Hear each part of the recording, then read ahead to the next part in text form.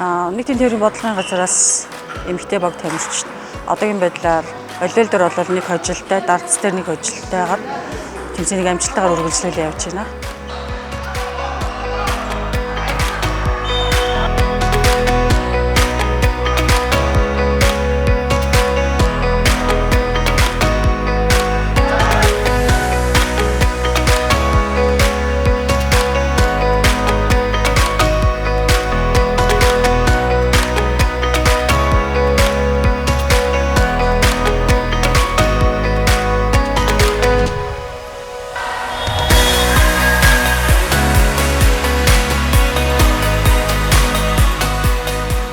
За зорчигч тээврийн орон нутгийн өмчт аж ахуй тооцоод үйлдвэрийн газраас оролцож байгаа.